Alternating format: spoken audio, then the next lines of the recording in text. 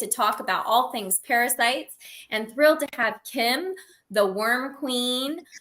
So we're going to be talking about parasites and worms. She's been working in the Western medicine field for over 18 years, but she's had her own journey in parasites and mold. So welcome, Kim. Thanks so much for being here. Thanks for having me. I'm so excited to be here. Me too.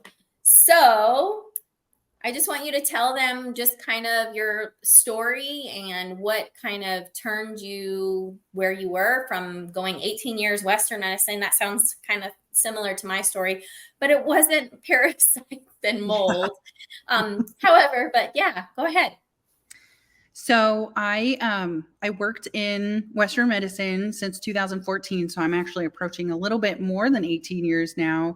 But I kind of capped myself at 18 because I got really sick. So I took a step away from basically all of life, came out here and built this log home. And that's kind of what led us to get down the wormhole of everything going on with my health. And then I just kind of shared my health with the world. I went viral over on TikTok. So I just decided that in that moment that if I'm given this opportunity like I was, I'm just going to continue to share my health journey. So I worked in Western medicine and I was a professor at 25 different healthcare colleges. I worked in the field. I wrote books. Like I really gave everything I did my all. I always questioned things, obviously. And so there were points where I was like, this just is weird. This doesn't make sense. So I questioned kind of Western medicine a few different times. And my husband and I moved out here to the Hoodsport area to build this log home. And in the process, I got sicker and sicker and I couldn't figure out why. And so I would see things in the toilet and I'd have itchy butt during the full moon. My flare-ups would come. Like, it was all coordinating with everything I talk about now. But, I was very much gaslit and I was pretty sick myself. So I just kind of brought it into, okay, well, it's in my endometriosis, or never thought that I could have pinworms, roundworm, cryptosporidium, parvium, which is what I ended up having.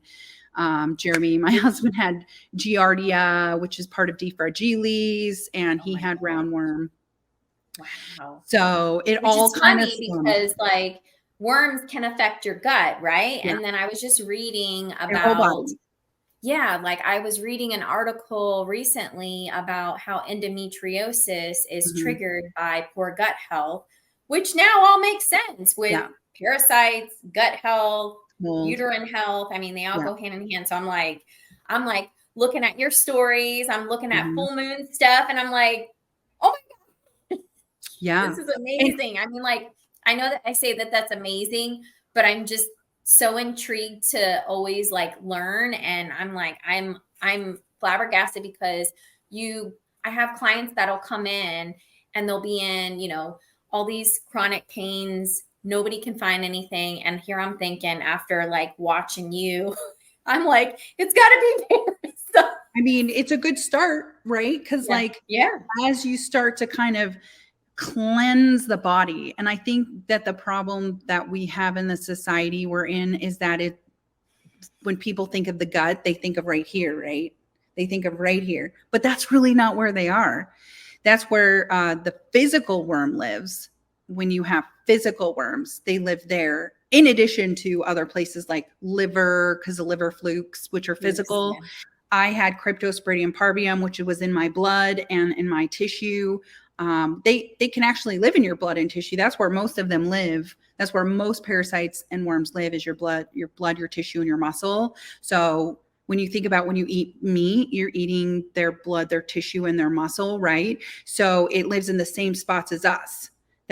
There isn't a difference. And then they'll swim in and out. Physical ones will swim in and out, causing adhesions in your blood, your tissue, and your muscle, right? So they're like swimming in and out, causing little interior scabs, interior micro cuts, because they're swimming in and out. And then your body can't adjust appropriately when it's constantly fighting against that. So that's how I started to figure out what was going on with me. Was I got my blood tested